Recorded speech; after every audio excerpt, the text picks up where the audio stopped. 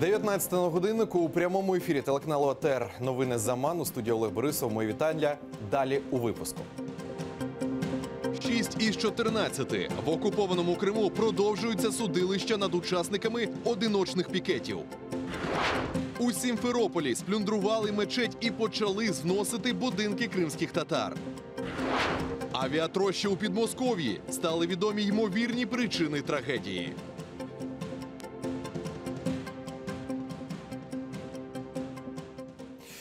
Підконтрольний Кремлю Верховний суд Криму розглянув 6 із 14 запланованих на сьогодні апеляцій на штрафи за одиночні пікети.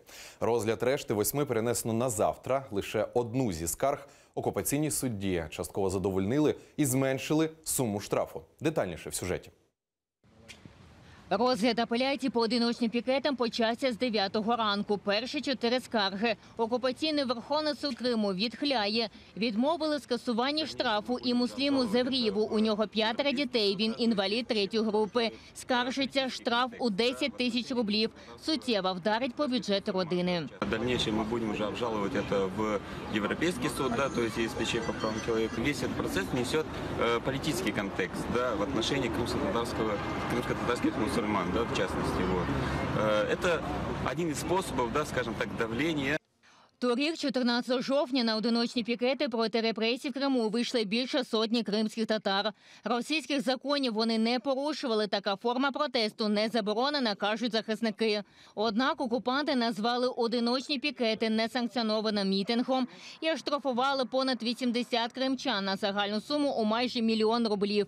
Попри це, кримські татари не жалкують, що вийшли проти свавілля окупантів. В такому ж руслі ми будемо і далі виходити на пікети. Вот. Мы не боимся их штрафов, не боимся их расправы. Мы увидели предвзятость властей в отношении крымских татар. Вот. Это не суд, а судилище. Учасники одиночних пікетів обурені. По обіді на розгляд кожної апеляції суд виділив по 10 хвилин. Їх не вистачило навіть для того, щоб захист ознайомився з клопотанням. Крім того, суд не приймав до уваги докази захисту. Возмущается, братья ругаются, как по 3 детей, мы оставляем работу, вы еще на нас штрафы накидываете, при всем при этом вы же нам не даете возможность работать, таскаете день изо дня в суды. Но это просто не по-человечески, как бы власть в очередной раз поставила жирную точку на отношения между людьми и властью. Із запланованих 14 апеляцій окупаційний суд розглянув 6. Лише одну зі скарг частково задовольнили і зменшили суму штрафу для Ділявера Аблаєва з 15 до 10 тисяч рублів. А 8 нерозглянутих апеляцій по обіді перенесли на завтра без пояснення причин. Ельвіна Сідбулаєва, Заман, АТР. Окупанти переслідують кримських татар за релігію, необґрунтовано звинувачують мусульман в тероризмі і екстремізмі. За словами адвоката Еміля Курбедінова, про це на суді заявив один із обвинувачених в тероризмі Теймур Абдулаєв. Це один з 5 заарештованих в жовтні 2016 року в Сімферополі. 9 лютого йому продовжили арешт. Теймур переконаний, що намагаючись ізолювати кримських татар, незаконно звинувачуючи їх у тому, що абсолютно невластиво кримсько-татарському народу, окупаційна влада робить тільки гірше. Крымские татары преследуются, кто не соблюдающий, так скажем, не придерживается строго религии, проходят как экстремисты какие-то, кто соблюдающим, на них навешивается ярлык террористов. А в общем, это все такое общее преследование крымских татар. Россия пытается таким образом сделать так, чтобы выехали все те, кто просто недоволен, и остались абсолютно какие-то лояльные элементы, которые ни слова не скажут.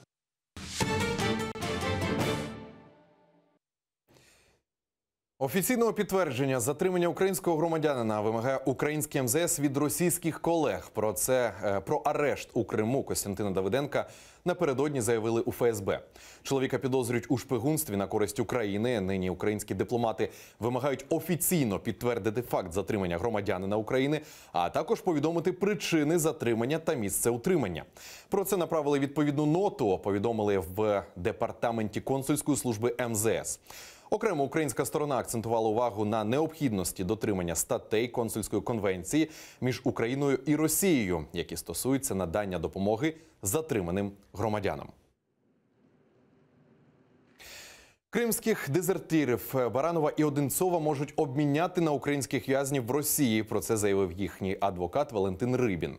Сьогодні стало відомо, що колишні українські військовослужбовці з Криму, які після анексії перейшли на службу до окупантів, засуджено Баранова до 13, а Одинцова до 14 років ув'язнення. Їх визнали винними в дезертирстві і державній зраді. СБУ затримала їх 20 листопада 2016 року біля пункту пропуску Чонгар. Обидва прямували на материкову Україну, щоб за гроші придбати дипломи в одному з українських вишів і з ними отримати офіцерські звання в російській армії. Данные решения судов связаны напрямую с готовящимся обменом данных граждан на, соответственно, других лиц. На каких сказать сейчас не могу, потому что эта информация пока не подлежит разглашению. У нас есть месяц подать апелляцию. Именно в этот месяц должны произойти соответствующие процедуры. Если обмен не состоится, мы, естественно, будем подавать апелляцию, поскольку ни Баранов, ни Одинцов не признаются и не согласны с приговором. Но для того, чтобы обмен состоялся, приговора обжаловаться не должны.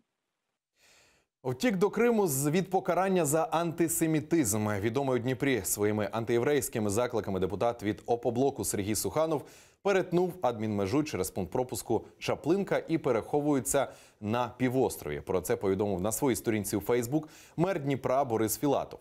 В Україні проти Суханова відкрито кримінальне провадження за розпалювання міжнаціональної ворожнечі. Цю інформацію АТР підтвердили в поліції Дніпропетровщини. Водночас, де нині перебуває Суханов, там не знають. Він запрошений до слідчого управління для проведення відповідних слідчих дій. На даний час ці слідчі дії ще не проводились. У чоловіка немає жодного статусу, ані підозрюваного, тому він може вільно пересуватись на даний час.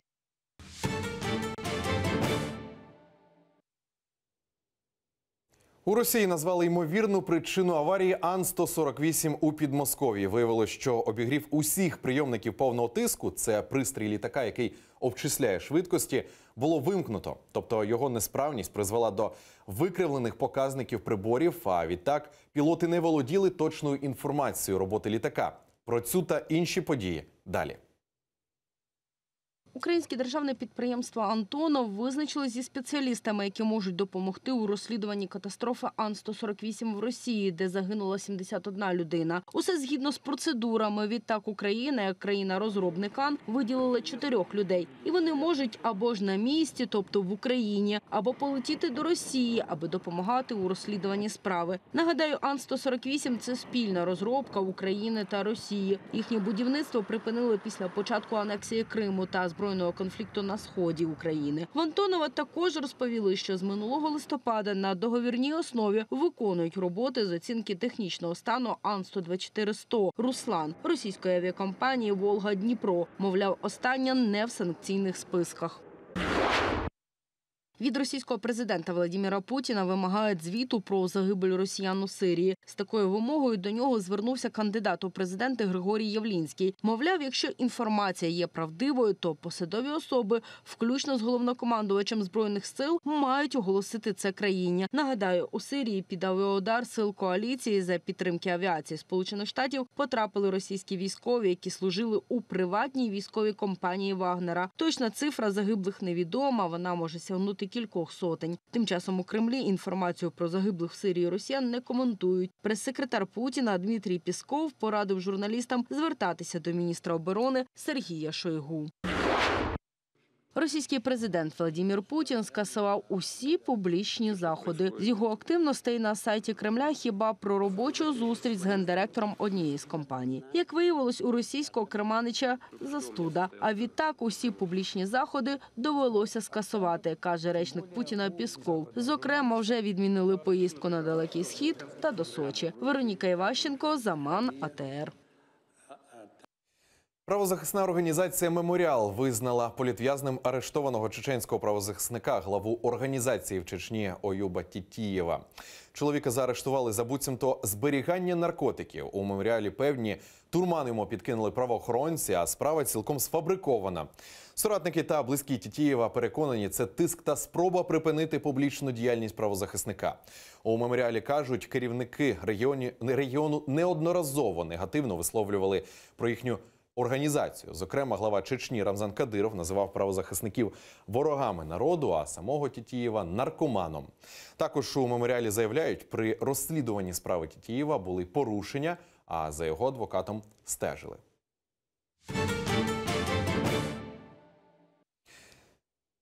В Криму підконтрольний Кремлю суд відмовив у знятті судимості з проросійського сепаратиста Валерія Под'ячого, засновника руху «Народний фронт». Севастополь, Крим, Росія засудили до умовного терміну за сепаратизм ще у 2011 році за української влади в Криму. Тепер він вирішив реабілітуватися в російському суді, бо в Академії біоресурсів та природокористування Кримського федерального університету, де він був викладачем, відмовилися продовжувати контракт через судимість. Однак окупаційний суд не задовольнив його апеляцію. Відродити методи радянського СМЕРШу для боротьби з уявними українськими диверсантами хочуть у Криму. Про це напередодні заявив голова так званої «Общественної палати» Григорій Іоффе. За словами колаборанта, українські спецслужби мають намір активізувати свою роботу на півострові напередодні майбутніх незаконних президентських виборів. Для ефективної боротьби з цим окупантом потрібно згадати методи, які застосовували радянські НКВСники. Контррозвідку тоді називали СМЕРШем, скорочено від гасла «Смерть шпигунам». За 4 роки війни через чистилища СМЕРШу пройшли сотні тисяч людей. Відкрити кримінальні провадження проти членів виборчкомів у Криму. І з таким проханням звернувся до прокуратури Автономної Республіки Крим Комітет виборців України. 18 березня в Росії обиратимуть президента. Голосування проходитиме і на території окупованого півострова. У своєму зверненні комітет підкреслює, участь в організації виборів на території півострова незаконна. Усі, хто братимуть участь в організації майбутніх виборів, підпадуть під дію Кримінального кодексу України. Люди не зможуть виїхати на територію материкової України, отримати біометричний паспорт або ж мають опинитися за ґратами. Якщо ви погодитесь заробити 5 тисяч рублів і працювати в виборчій комісії, це означає, що в Україні проти вас може бути відкрита кримінальна справа, вам загрожує реальний тюремний термін, ви не зможете приїхати в підконтрольну Києвом частину України, не зможете отримати біометричний паспорт, і для вас безпосередньо є серйозні ризики. Усі пасажирські перевезення від адмінмежі з окупованим Кримом на півострові нелегальні. Про це заявляють у представництві президента України в Автономній Республіці Крим після перевірки на контрольному пункті Каланчак. Рейд за участю поліції, СБУ, податківців та Укртрансбезпеки тривав з 8 годин вечора до 2 години ночі. За цей час виявили півсотні нелегальних авто, від 8-місних до великих автобусів загального користування. За словами першого заступника постійного представника президента України в Автономній Республіці Крим Ізета Гданова, переважна більшість автобусів була переобладнана для перевезення пасажирів з грузового транспорту. А такий пасажирський транспорт заборонений для користування на міжміських маршрутах. От КПВВ «Каланчак» нет ни одного легального пассажирского перевозчика.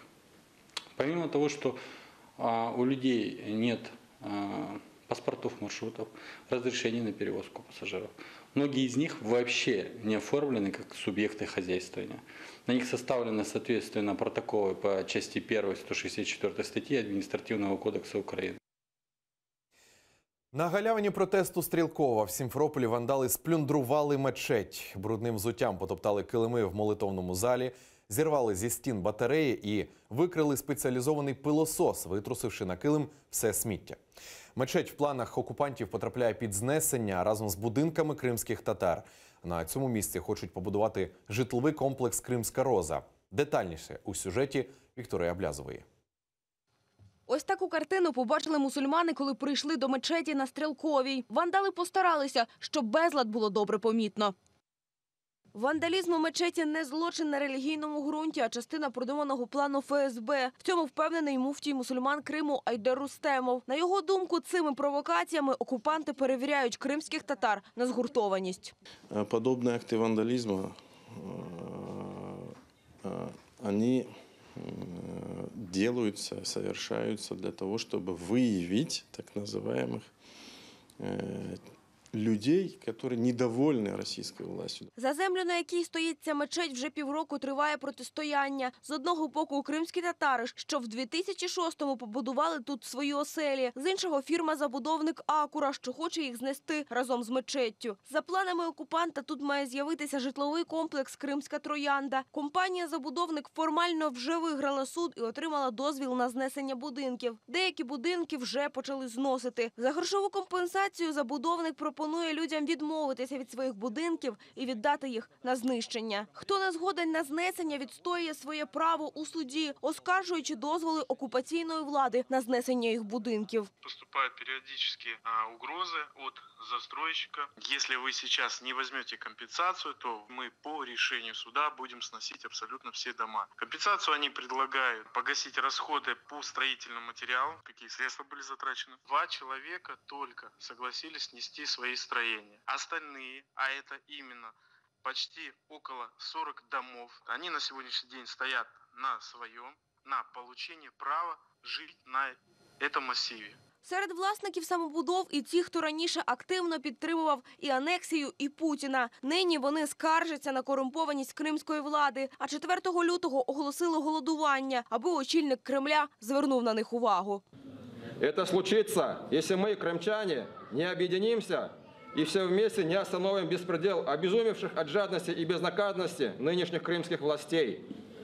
Мы призываем крымчан и россиян всех национальностей присоединиться к нашій голодовці. Перший заступник голови Меджлісу Наріман Джелял каже, голодування проросійських активістів – фейкове, а звернення до керманича Кремля, каже, схвалюють не всі власники самобудов, адже впевнені, проблеми почалися саме після анексії Криму Росією. Показове звернення до Путіна називає демонстрацією їх підтримки у передвиборчому змаганні російського керманича. Они намерены жаловаться Владимиру Путину на коррупционную крымскую власть, стыдливо умалчивая, что именно решение российского президента в 2014 году привели к нынешней ситуации. Ведь, как сказано в самой резолюции, до 2014 года процесс выделения земли на Стрелковой шел к разрешению, причем в пользу людей. За час анексії випадки осквернення мечетей та мусульманських кладовищ почастішали. Окупаційна поліція жодну зі справ не розслідувала. Муфтій мусульман Криму Айдер Рустемов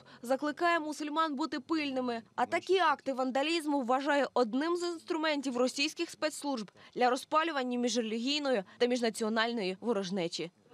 Вікторія Блязова, Максим Кондратенко, Дмитро Шишкін, Заман, АТР. В окупованому Криму ліки від ВІЛ вилучили з переліку життєво необхідних. Про це повідомляє підконтрольний Кремлю Державний комітет по цінам і тарифам Криму. В новий перелік не потрапили системні противірусні препарати для терапії ВІЛ, ліки від цукрового діабету та астми. За даними Російського центру профілактики та боротьби зі СНІДом, торік за півроку кількість інфікованих на ВІЛ-СНІД у Криму зросла на 6 тисяч з 16 до 22 тисяч осіб. Таку ситуацію фахівці називають критичною. В Украине более 70% людей ВИЧ-инфицированных на лечении, а в Крыму и в России в целом максимум 50%. 50% остаются без лечения. В России государственное финансирование, к сожалению, оно не расширяется в тех размерах, которые для России необходимо. Человек, который не принимает лечение, к сожалению, в течение нескольких лет умрет и передает инфекцию дальше. Он наиболее опасен в контексте инфицирования. На цю мить це всі новини. Далі ефір продовжить моя колега Христина Стець із програмою «Акшам». Її гостем буде голова Центру протидії корупції Віталій Шабунін. А наступний випуск новин «Заман» з Шевкетом Наматулаєвим о 20:00. Не пропустіть.